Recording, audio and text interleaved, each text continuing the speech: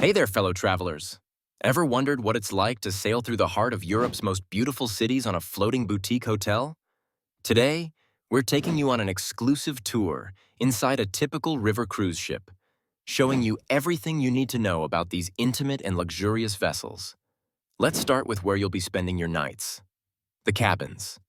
Unlike massive ocean cruise ships, river cruise vessels typically feature just 80 to 190 passenger rooms, spread across 2 or 3 decks. The most popular option is the balcony cabin, where floor-to-ceiling sliding glass doors open to your private veranda, perfect for watching medieval castles and charming villages drift by. For those seeking extra luxury, suites offer separate living areas and upgraded amenities, while standard cabins provide comfortable accommodations with panoramic windows. Now, let's talk about something everyone gets excited about: the dining options. The main restaurant is usually located on the middle deck, offering sophisticated yet casual dining with stunning views through large windows on both sides. Unlike ocean cruises, most river ships feature just one main dining venue. But don't let that fool you.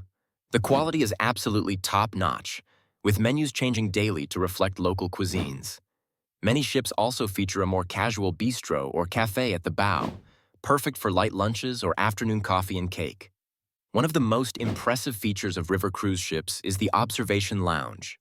Usually located at the front of the top deck, these elegant spaces serve as the heart of the ship. Picture yourself sinking into a comfortable armchair, sipping a cocktail while watching the sunset over the Rhine or Danube.